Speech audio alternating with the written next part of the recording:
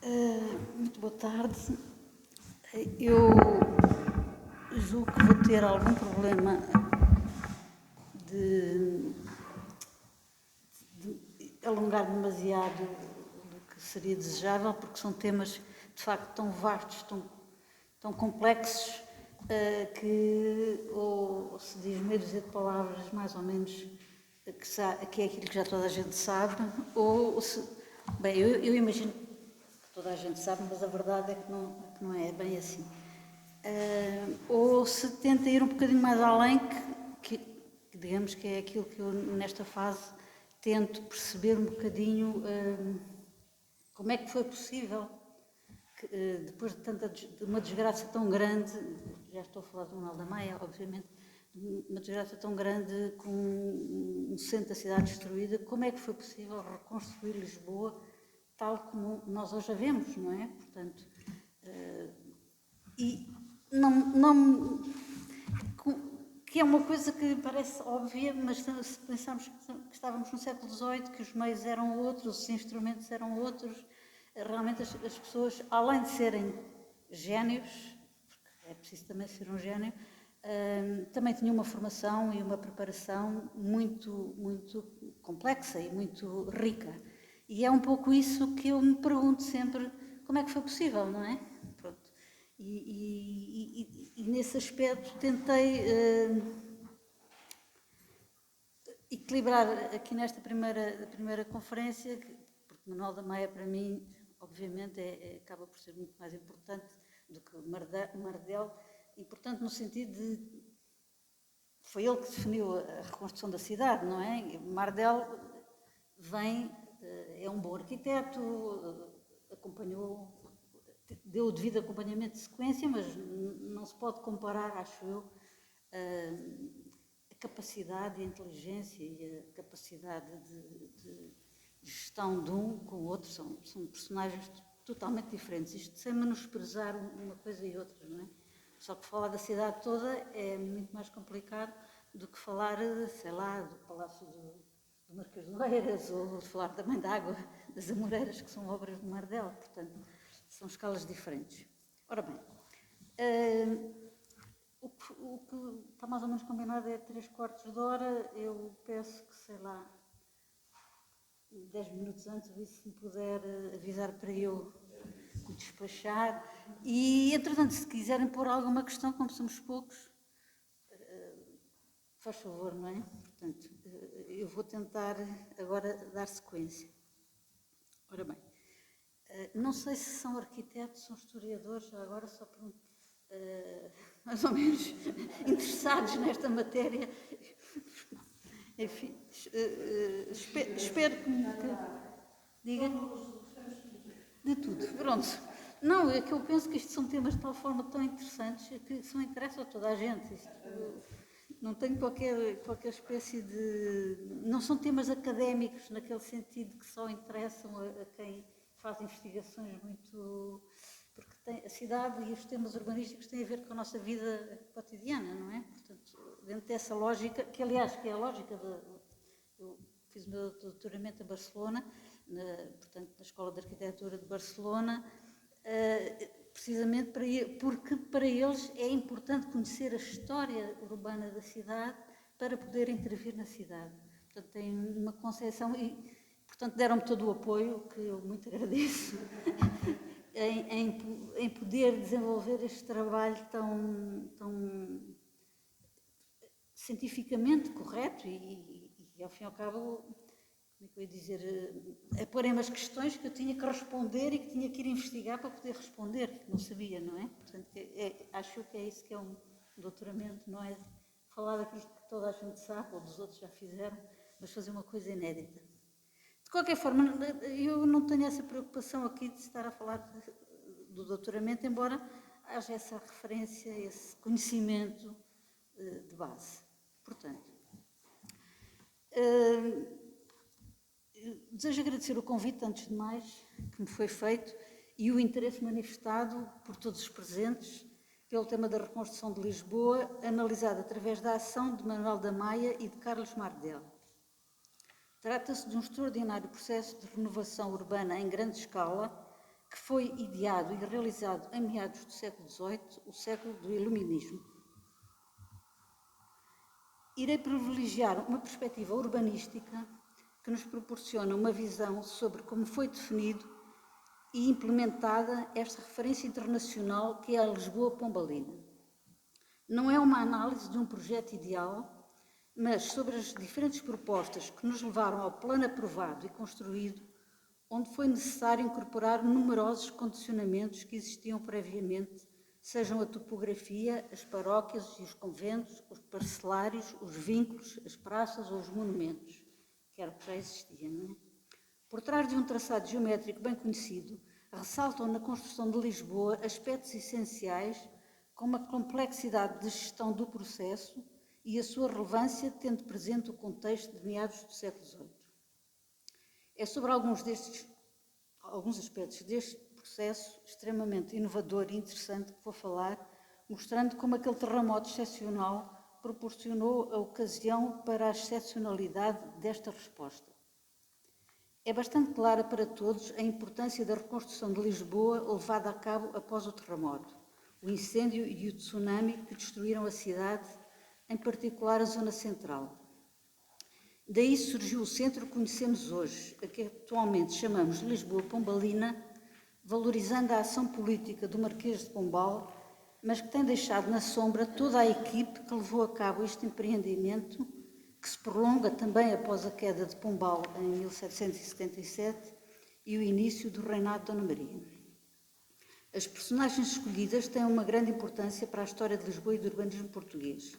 Temos Manuel da Maia, o grande estratega que define os programas e a metodologia de atuação, a quem Eugênio dos Santos concretizou as ideias, e Carlos Mardel, que apresentarei através de um caso de estudo exemplar, a Praça do Rossio. Ora bem, precisamente o que nós estamos a ver é dois tratados feitos pelo Sr. engenheiro, aliás, Manuel de Azevedo Fortes, que é a minha primeira personagem para enquadrar, para irmos ao século quase XVI, XVII, e, portanto, é importante tentar compreender como era então o ambiente cultural. Manuel de Azevedo Fortes, engenheiro-mor do Reino desde 1719 e que antecede Manuel da Maia, é autor de vários livros, nomeadamente O Engenheiro Português. Isto aqui são 2 volumes, portanto, aqui é assim. É professor na Academia de Fortificação a partir de 1706 e, simultaneamente, membro da Academia de História. Coisa que também acontece com Manuel da Maia, que também será membro da Academia de História. Portanto, eram coisas complementares, não eram... A engenharia tinha a ver com a história, como vamos ver, como diz Azevedo Fortes. Sendo membro da Academia de História, foi-lhe atribuída a execução de um mapa de Portugal, um levantamento considerado indispensável para o melhor conhecimento do território e da história do país. Escreve, por isso, um tratado sobre cartas geográficas, que é o que estamos a ver, para servir de orientação a todas as pessoas que com ele iriam colaborar. Diz o seguinte, e agora eu vou procurar sempre dar certos das coisas que as pessoas dizem, que eu acho que são extremamente significativas, embora espero que não sejam aborrecidas de ouvir. É esta obra pequena no volume e menor pelo curto engenho do seu autor, mas é grande pela sua matéria e ainda será maior nos seus efeitos, pois na história, da qual a geografia é parte integrante, mostra os seus lugares em que aconteceram os sucessos memoráveis e se obraram as ações heroicas, nas quais, fazendo o entendimento de reflexão, colhe da mesma história como frutos os mais importantes preceitos para a paz e para a guerra, para o governo político e militar. É sem dúvida que os maiores capitães e os maiores generais são os que têm melhor conhecimento dos terrenos em que se hão de executar as empresas militares. Deste importante conhecimento dependem as vitórias e os triunfos. Sem ele, ninguém pode exercitar bem a arte militar, a qual não só dá e tira impérios, mas também a vida, que muitos têm perdido pela sua ignorância. Sendo tão necessárias as cartas geográficas para a inteligência das histórias sagradas e profanas, e tão importante o conhecimento dos terrenos para as expedições militares, não é indigna a sua notícia da real proteção de Vossa Majestade, antes lhe servirá de imortal glória, inspirando nos ânimos de seus vassalos, e especialmente na nobreza do seu reino, um verdadeiro amor às artes e ciências, com que certamente florescem e triunfam os reinos e os impérios. Portanto, isto é um militar, que ele propriamente até nem tem uma formação militar, tem uma formação no estrangeiro, e depois vem para Portugal, mas, portanto, há há um conceito de ciência, que já, de abordagem científica, mas há também um conceito de perceber o que são as coisas, não é? Portanto, ele precisava das cartas, porque sem as cartas Portugal era como se não existisse, precisávamos conhecer o território. Também há a preocupação de defesa, não é? Se temos que defender amanhã, fazer uma fortificação, eu tenho que ter um levantamento topográfico para saber onde é que vou pôr o forte, por onde é que vou atacar, por onde é que vou defender. Portanto, não é... Aliás, é um pouco neste espírito também que Manuel da Maia faz o levantamento de Lisboa, não é? Eram os únicos técnicos que tinham estes conhecimentos para poderem depois fazer o levantamento, para depois poder intervir, que é uma coisa que só eles é que só eles poderiam fazer, não, que na altura ainda não se fazia. Portanto, eles estão a defender que se faça, não é? Portanto, estão a inovar, digamos assim, porque até então as coisas eram muito mais vagas. Ora bem, no caso de Manuel da Maia, que vem... Isto está a dar um ar. No caso de Manuel da Maia, portanto, que vem a seguir, ele desenvolveu, e que é já um nosso... Isto são exemplos que podem ver dos instrumentos e a forma como ele explica.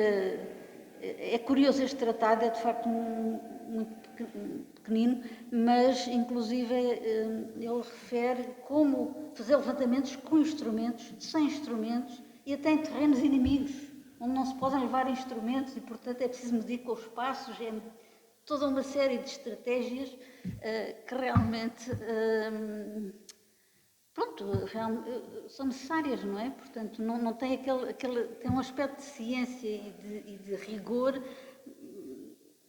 empírico, mas muito mais, como é que eu dizer, dirigido a resolver os problemas, não é? Portanto, eu tenho estes meios, faço desta maneira. Se tiver outros meios, faço de outra maneira, para conseguir atingir os meus objetivos.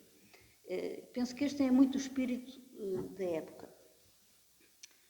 Portanto, Manuel da Maia, que foi excepcionalmente uma vida excepcionalmente longa, desenvolveu a sua atividade ao longo dos reinados de Dom Pedro, Dom Afonso V e Dom José I. Portanto, ele começa no final do século XVII, vai ao século XVIII. Portanto, a sua carreira militar com exercício de engenheiro, já está. Havia os militares, mas os engenheiros ainda não eram uma profissão, digamos assim, que existisse. Estava a começar a existir os estudos de engenharia, os estudos de fortificação e portanto, eles são sempre designados, por exemplo, capitão com exercício de engenheiro, para distinguir os capitães que estão na carreira militar, mas não têm conhecimentos de engenharia. Há sempre esta até que finalmente será criada depois uma academia militar de engenharia, mas que não é o caso nesta altura. Portanto, a sua carreira militar teve início, com o exercício de engenheiro, teve início em 26 de maio de 1698. Em forma resumida, vou tentar as principais etapas da sua carreira para termos um quadro geral de como se desenvolveu a sua ação. No primeiro requerimento, portanto, eu baseei-me naquilo que já está transcrito e que já está na Torre do Tombo, são requerimentos para ocuparem os lugares ou para receberem por trabalhos que já efetuaram, eles, portanto, ou concursos a que têm que concorrer, lugares que têm que concorrer, em que, portanto, fazem a sua biografia, não é? Fazem o seu currículo. E então diz, em 1710, diz Manuel da Maia, sargento-mor de infantaria com exercício de engenheiro, que ele serve a Vossa Majestade há 20 anos, ocupando os postos de ajudante e capitão até o ano de 1710. E no decurso do dito tempo, assistiu ao Marquês de Alegrete na repartição de marinha de que foi governador de 1701. Passou à província do Alentejo a fazer as plantas dos desenhos e emendas da Praça de Estremoz e Forte São José. Conduziu um regimento holandês à província da Beira. Acompanhou El Rei Dom Pedro, que está em glória, à mesma província, servindo naquela jornada e campanha de quartel-mestre da corte. Ainda era um jovenzinho nesta altura, não é? Estava no começo da sua carreira. Mas mesmo assim era uma responsabilidade acompanhar o rei e instalar o rei, como se pode imaginar. E a segurança do rei. Servindo naquela jornada e campanha de quartel-mestre da corte e aquartelando o mesmo senhor até esta cidade, de onde foi assistir à fortificação de Abrantes e medir as suas obras. E eleger assim na dita vila como na de Tancos sítios para armazéns de munições e fazer plantas para eles. E tornando à província do Alentejo, saiu com um exército que foi sitiar Badajoz, em cujos ataques assistiu e fabricou os fortes que seguram as pontes no Guadiana. Foi ocupado pela Junta dos Três Estados, que era um organismo militar de coordenação, na tradução de 2 livros militares, Governador de Praças, em 1708, e Fortificação Moderna, 1713, e ultimamente tem feito por ordem de Vossa Majestade a planta de toda esta corte, por-se-lhe intimar da parte de Vossa Majestade que seria muito do seu real agrado a conseguisse, e porque espera da real grandeza de Vossa Majestade remuneração ao mais excessivo trabalho que com ela teve. Mais à frente diz que levou 5 anos a fazer a planta de Lisboa. Portanto, e tem um despacho favorável, tendo consideração ao merecimento do suplicante, como também ao particular serviço que ultimamente, este particular quer dizer especial, não é? Que ultimamente fez de ordem minha, da planta geral das cidades de Lisboa Ocidental e Oriental, lhe faço mercê do posto e soldo do coronel de infantaria com exercício de engenheiro. Cá está. Portanto, é assim que ele vai subindo, vai fazendo trabalhos cada vez mais complexos, cada vez mais... Mas eu li isto tudo para mostrar a diversidade de coisas que fazia tudo, não é? Quer dizer, iam defender, iam construir fortes, iam acompanhar o rei, faziam de tudo um pouco, traduzir livros. Uma das coisas dos textos de Manuel da Maia tem frequentemente citações em latim, que na altura para eles devia ser simples, do Ovídio, de textos da Bíblia. Portanto, para eles aquilo, aliás, ele próprio diz, o francês, o italiano, o espanhol, o latim, eram línguas que ele dominava facilmente. Portanto, o que hoje para nós é um bocadinho mais difícil.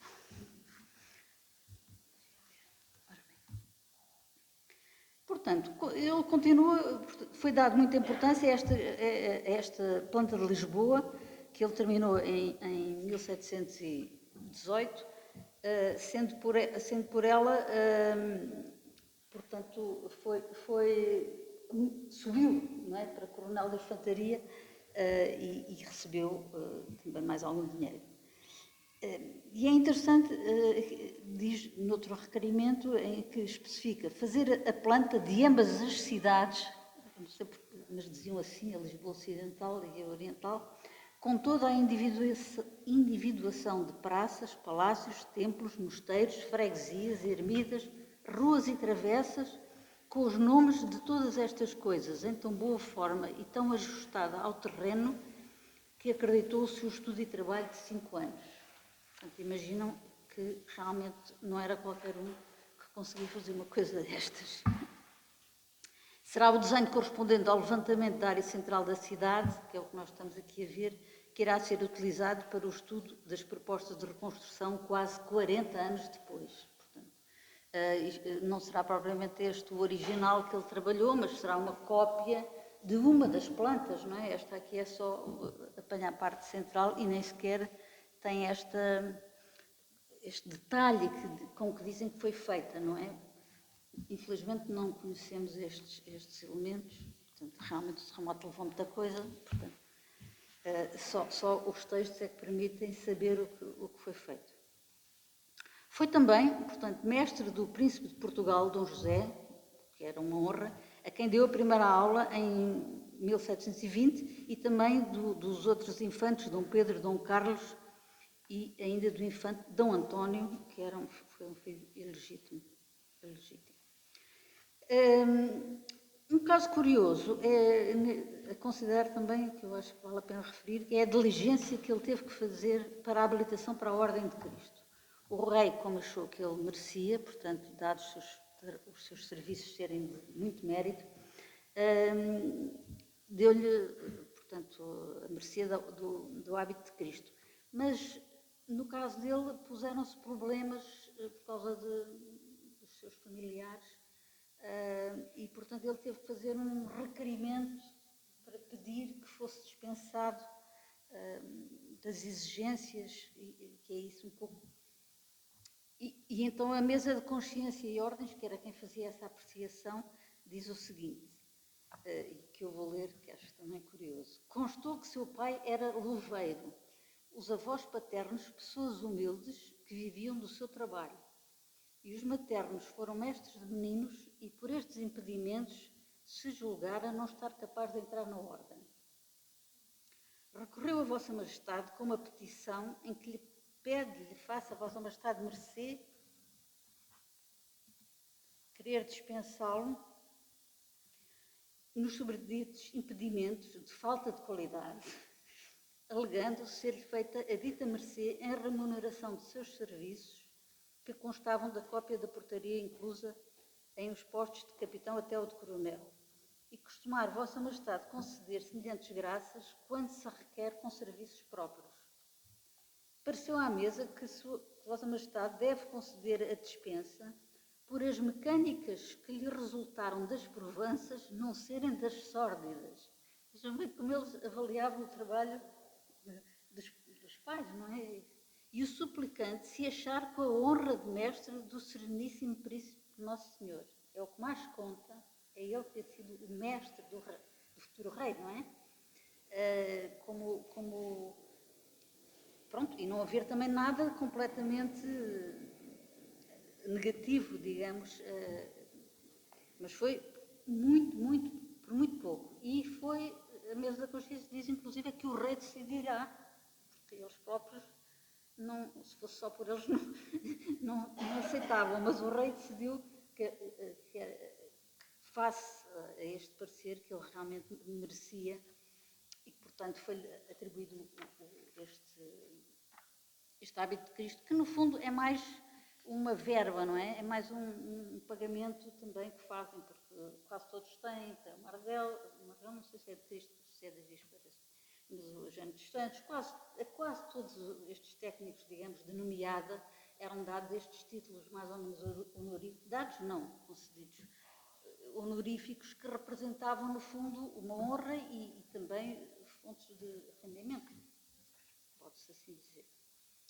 Ora bem, ele continua agora como atividade, ele é nomeado também como arquiteto entre 1728 e 34, arquiteto do projeto, digamos, do Aqueduto das Águas Livres. Nesta altura ainda se estava a decidir onde é que se ia buscar a água e como é que se ia trazer a água e havia muitas opiniões, havia medições de água totalmente divergentes, pronto, e ele conseguiu fazer um traçado que praticamente até à entrada de Lisboa, até Alcântara, mas depois, como o tema era muito confuso e ele acabou por, digamos, por não acompanhar esse trabalho e entretanto passou a acompanhar o aqueduto que se ia construir em Mafra.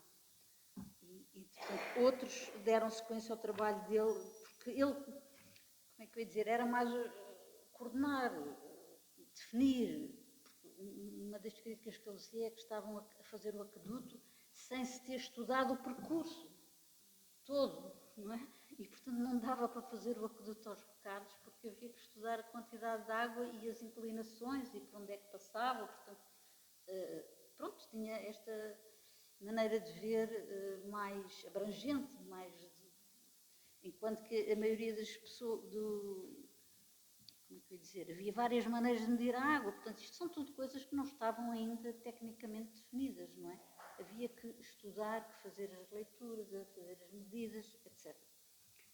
Ora bem, e ele vai sendo promovido, em 1738 passa a brigadeiro, em 1739 é eleito membro da Academia Real de História de Lisboa e, finalmente, em 1745 é nomeado guarda-mor do Arquivo Real da Torre do Tombo, que é uma coisa que realmente muitas pessoas não sabem, mas que eu acho extraordinária, quer dizer, que um engenheiro-mor do reino seja simultaneamente o responsável, ou seja, um guarda-mor do Real Arquivo da Torre do Tombo. E no caso dele, nem foi um guarda-mor qualquer, portanto, como iremos daqui a pouco ver, mas por altura do terremoto, digamos, mas ainda estamos em 1745. Em 1748 não veio muito ao caso, mas ele também foi encarregue de fazer o Hospital das Caldas e o respectivo aqueduto das Caldas da Rainha, não é? Portanto, em 1748.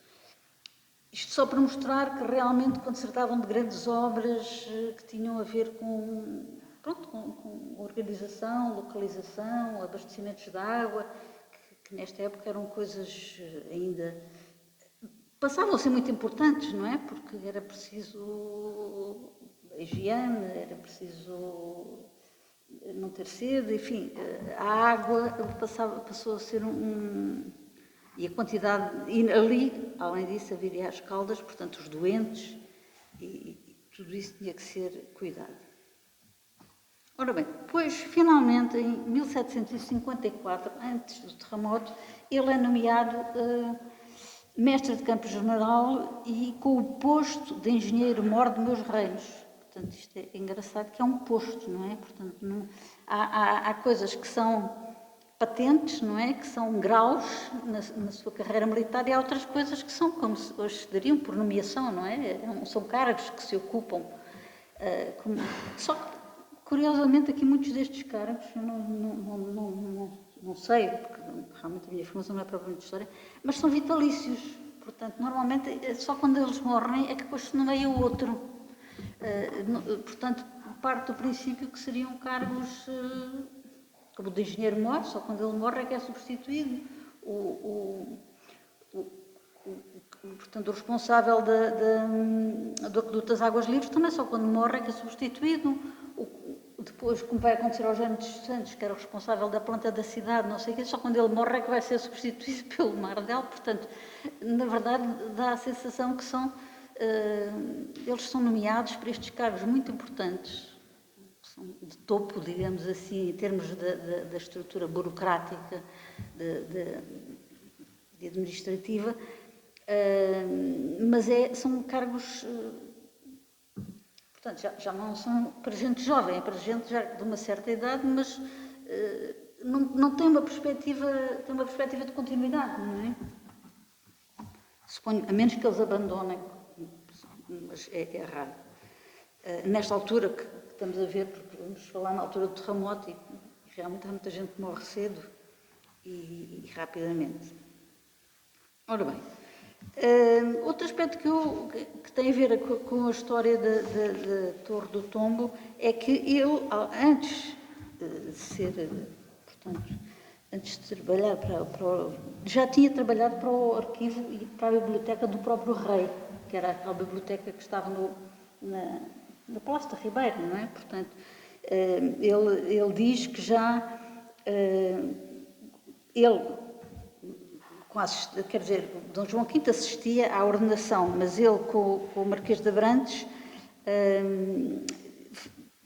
portanto, estiveram a separar e catalogar uma grande parte da Real Livraria, portanto, e a ordená-la. É claro, depois ele diz, roubou o fogo uma certidão que havia passado e muito estimava por me parecer que era única. Ou seja, além de fazer fortificações, ele também se ocupava a ordenar livros, a catalogar documentos, tudo fazia parte do seu trabalho, digamos, e julgo que também não será, penso que é um caso um pouco raro, porque nem todos os militares têm esta formação e têm esta apetência, penso eu.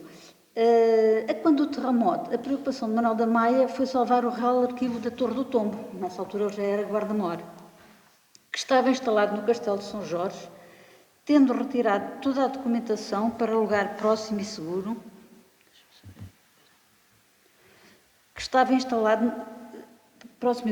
fazendo um abrigo de madeira para os proteger.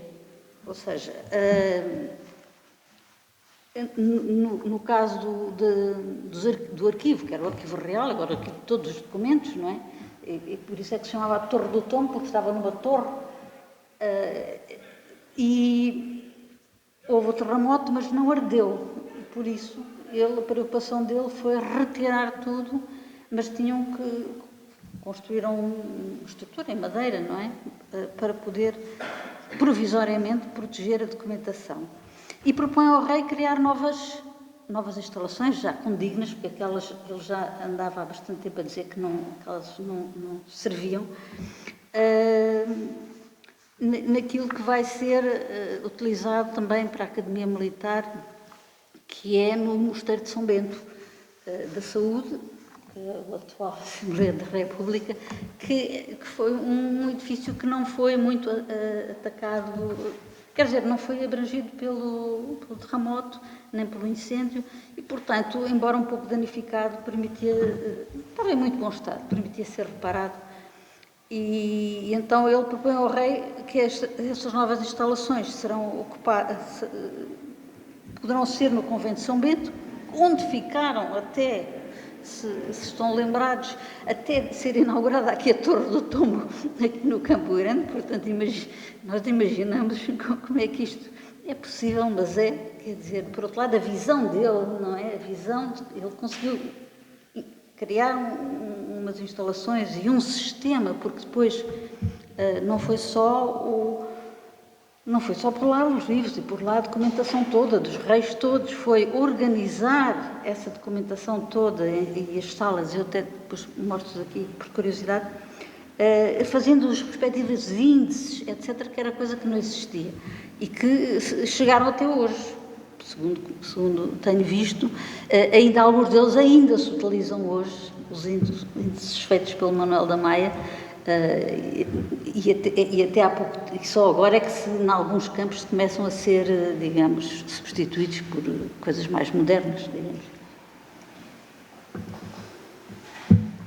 Ora bem,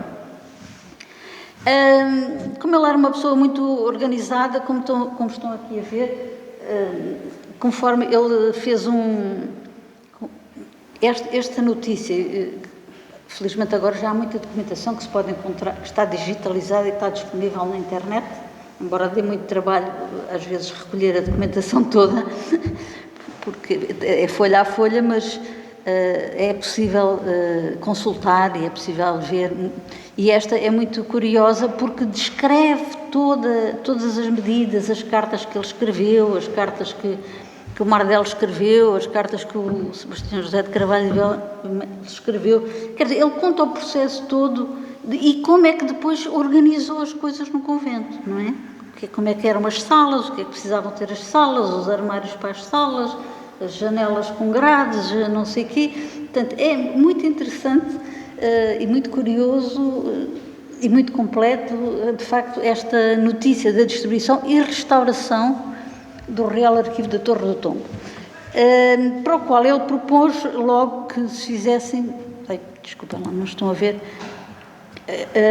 aquele documento vem acompanhado destas duas plantas, uma que se refere aos pisos para pôr o Real Arquivo e outra que é para instalar a Academia Militar, porque a Academia Militar foi inaugurada, também estava sem funcionar muito bem, o Manuel da Maia conseguiu que funcionasse e tinham conseguido inaugurar em, penso eu, outubro de 1755, portanto ela mal foi inaugurada, foi destruída e portanto não chegou a funcionar, de forma que ele propôs, precisamente também aqui, havia sítio com condições, e isto, no fundo, tudo eram coisas de emergência, porque não havia nada, não é?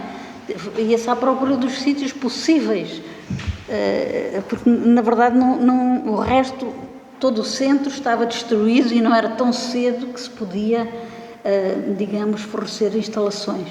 Portanto, foi-se buscar um edifício que inicialmente, pronto, até se pensou que poderia ser para os arcebispos, porque a patriarcal, como, não sei se sabem, mas pronto, a patriarcal que ficava ali junto ao Palácio Real ficou completamente destruída, portanto havia também que instalar a patriarcal, ainda se pensou em instalá-la aqui em São Bento, mas depois chegou-se à conclusão que não seria adequado e foram instalá-la em São Vicente de Fora.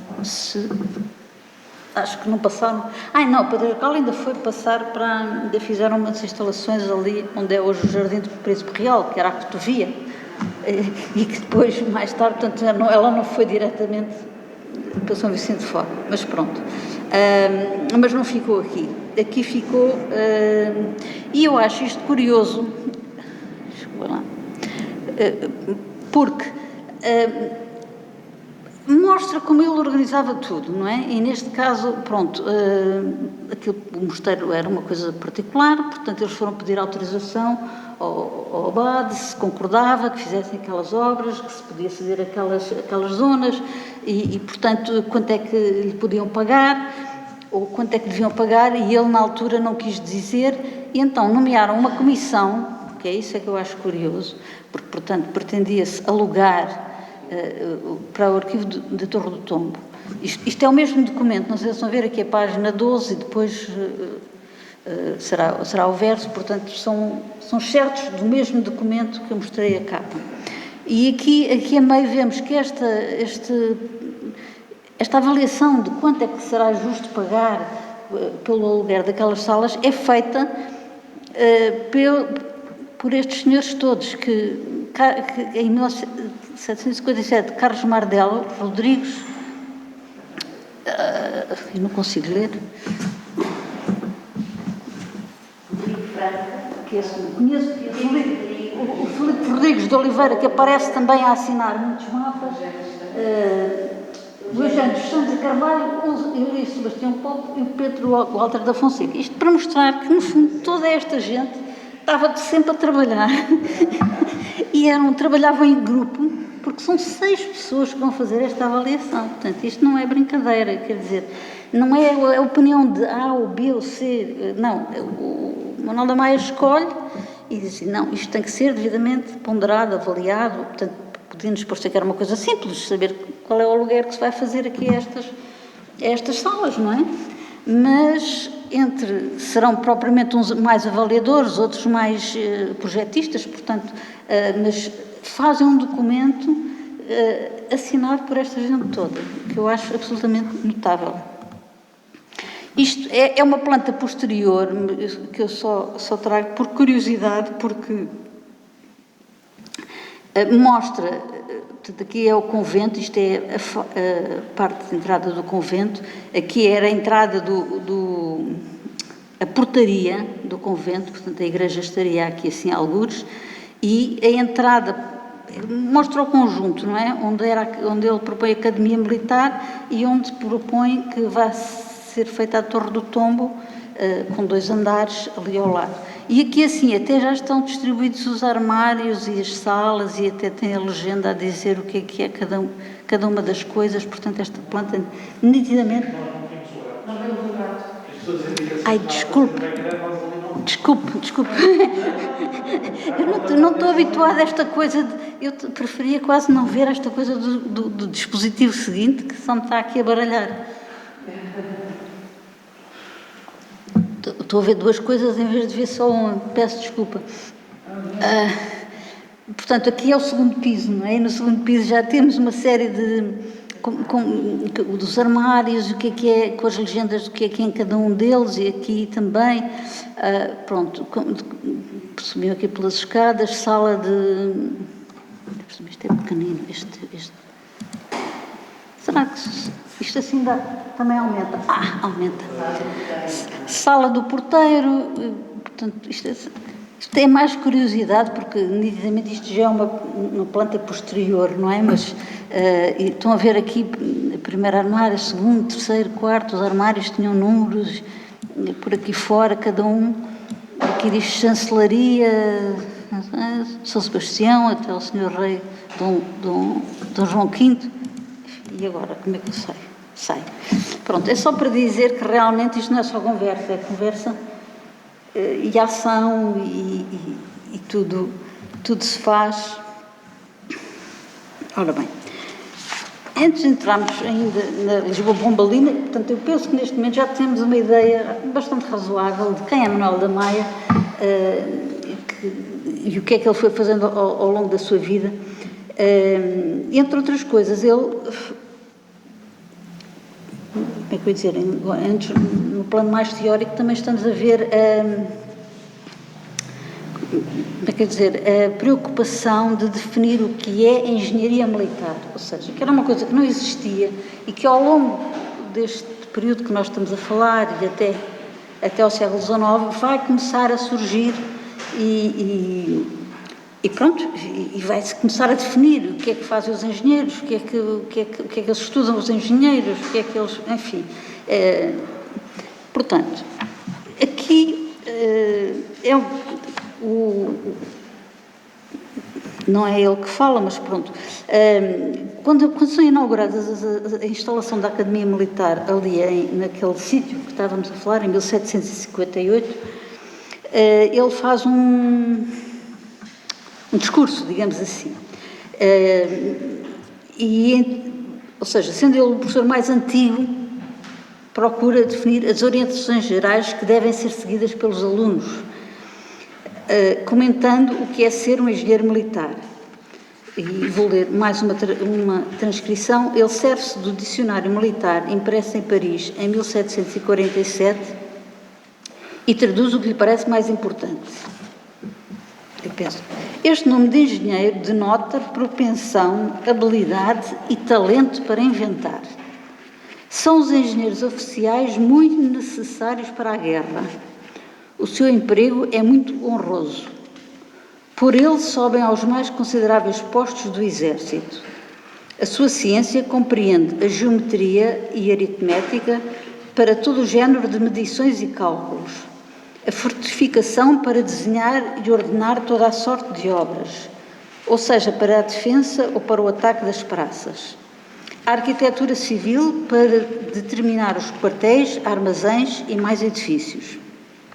Não deve ignorar a maquinaria estática para se servir delas em todas as funções militares. Há de saber a perspectiva para mostrar as situações das praças com os projetos que propuser. A geografia para conhecimento dos rios, montes e povoações do país em que servir, a fim de regular os acampamentos e obras que se entenderem convenientes. A física ou ciência das coisas naturais para conhecer as qualidades das terras e dos materiais e do tempo em que se devem empregar. A história para se aproveitar dos exemplos passados e aumentar ou diminuir as obras segundo se vão inventando os meios para se destruírem. E, ultimamente, acrescenta as 5 seguintes condições, dizendo que esta ciência está pedindo um homem de grande coração, de grande talento e de grande constância, e, sobretudo, de uma perpétua aplicação ao estudo e experiência consumada sobre as principais partes da guerra. E neste congresso não pode deixar de entrar também a tática e a artilharia. E se de todas as ditas preparações se compõem o nosso emprego, com muita razão poderão ser reconhecidos os que com boa diligência nele se empregarem, não só por homens de talento, mas de talentos. Portanto, ele está tentando definir o que é a arte de engenharia militar. E, curiosamente, também em 1758, mas mais tarde, depois do atentado que houve ao rei, Dom José, como todos sabem, que depois matou Marquês de Tavora e todos os seus inimigos políticos, por assim dizer, o Manuel da Maia era um adepto do rei e então resolveram oferecer uma oração em agradecimento a ele ter escapado do atentado, e esta iniciativa foi feita pelos engenheiros militares e os assistentes da Torre do Tombo, portanto, as duas coisas que ele dominava, e então faz estas afirmações. Ocorre especial obrigação aos engenheiros militares e aos assistentes do arquivo da Torre do Tombo, por uma idêntica congruência das suas próprias ocupações. Aos engenheiros militares pertence a fortificação das praças, assim como aos assistentes do arquivo a conservação das memórias que nele se depositam. E como o arquivo em que melhor se guarda a memória dos benefícios recebidos, seja a ação de graças, sendo, como é este agradecimento, uma fortaleza ou um lugar bem disposto à recepção dos maiores trechos para a defesa, a quem pertence a delimitação desse lugar ou fortaleza? A quem se há de recomendar a guarda desta memória tão importante? Não há dúvida que aos assistentes do arquivo e aos engenheiros militares do reino. Portanto, a maneira como ele vê as coisas são como quer dizer, personagens essenciais do reino, do Estado, nós hoje diríamos Estado, mas na altura eles diziam do reino, não é? Da estrutura, da sua estrutura. Ora bem, eu acho que, fazendo um último muito pequeno comentário, mas que eu penso que é muito importante também, em relação ainda aos engenheiros, ele em 1758 tem a ver com esta nova empenho na Academia Militar dos Engenheiros, e ele esclarece, faça uma dúvida que um aprendiz lhe pôs, ele esclarece declarando que os engenheiros não somente são oficiais militares, mas também oficiais da fazenda. Quando vão nos exércitos e assistem nas defensas e ofensas das praças, são militares entre os militares. Mas quando fazem as medições e avaliações das obras com o vereador-geral e escrivão das fortificações, são ministros e oficiais da fazenda. Isto, de certo modo, explica porque é que são eles que depois, como iremos, sim, mais ou menos ver, são as pessoas responsáveis por fazer todos os levantamentos de Lisboa, das propriedades de Lisboa, das avaliações, da distribuição, de fazer os processos de equivalências de propriedades, aparecem sempre engenheiros militares e ajudantes de engenheiros militares a fazerem, porque, digamos, há este aspecto que eles é que sabem medir, eles é que sabem avaliar, eles é que têm o conhecimento para poder fazer este trabalho de, como é que eu ia dizer, matemático, de contas, dos materiais, do que é que são as coisas, pronto, descrever e fazê-lo com exatidão, porque também era uma coisa, os louvados, uma das coisas que tinham que fazer era como é que se diz, uma espécie de promessa, a dizer que iam fazer a avaliação com toda a sua, como é que eu ia dizer, com a boa fé e enfim, com o melhor possível que sabiam, etc., e sem qualquer malícia ou sem qualquer... Portanto, havia esta preocupação de veracidade. E isto tinha a ver porque realmente, diz Manuel da Mãe, mais do que uma vez, porque muitas vezes as coisas que se vê no terreno, quando se faz depois uma certidão, tem que estar, aquilo que se viu tem que estar certo, e que se escreveu tem que estar certo, porque as contas, nós podemos refazer as contas, mas as medidas já não podemos voltar a fazê-las a maioria das vezes, porque partimos do princípio que estão certas. Portanto, elas têm que estar certas, diz ele. Portanto, há esta responsabilidade no trabalho, nós quase podemos dizer, da parte dele quase excessiva, mas pronto, a personagem é mesmo assim, em levar tudo quase ao pormenor, para que tudo bata certo, não é? Pronto. Ora bem, então vou fazer a introdução aqui à nossa Lisboa Pombalina e depois fazemos o intervalo. Para eu também descansar um bocadinho. Mas, sem dúvida, o aspecto mais original e extraordinário é a sua ação para a reconstrução de Lisboa. Em resumo, Manuel da Maia dirigiu a construção do Aqueduto das Águas Livres e acompanha o crescimento de Lisboa desde o reinado de Dom João V, quando se pretendia monumentalizar a cidade capital com a construção de um novo Palácio Real e da Igreja Patriarcal. O levantamento topográfico então realizado foi a base sobre a qual foram elaborados os estudos para a reconstrução. A reurbanização da capital do reino depois do terremoto, refazendo o coração do país com caráter de urgência, é uma situação muito diferente da de outras povoações ou fortificações construídas de novo ou remodeladas. Mas a formação dos especialistas presentes na capital, portanto, como estamos a ver, são vários, não é? O Manuel da Maia já era um velhote, mas há toda uma coleção de gente jovem a trabalhar nestes uns como ajudantes, outros já praticantes, outros já mais sargentos. Na formação dos especialistas presentes na capital, quer no aspecto militar e logístico, quer no urbano e arquitetónico, permitiria responder ao repto de forma inovadora e eficaz. A familiaridade com a prática da construção e ações urbanas permitiu-lhes avançar e concretizar respostas frente a problemas inéditos de grande dimensão e impactos extraordinários. Conforme dirá Seixas, que não sei se sabem quem é, mas estamos a ver aqui, peço desculpa, este senhor, que também é o Tratado de Arruação do senhor Figueiredo Seixas, que é um tratado escrito, só está em manuscrito, nunca foi impresso. Ele era um pintor e também arquiteto no Porto, e que praticamente este tratado quase que é uma espécie de súmula daquilo que foi feito em Lisboa. É muito curioso, tem duas partes, uma em que ele diz o que é que seria a situação ideal e depois outra, então, como corrigir ou como emendar as cidades imperfeitas para torná-las perfeitas. É muito, muito interessante porque, quer dizer, lá está, muitas vezes nós dizemos que não temos tratados, não temos textos, não temos gente que pensava, mas na verdade temos, só que não os conhecemos, nem os divulgamos. E este é um tratado de urbanismo, porque não é de arquitetura, é de urbanismo. Trata-se só de cidades e das ruas e dos abastecimentos de água e como é que... Pronto. E entre outras coisas ele começa logo este tratado e diz o seguinte.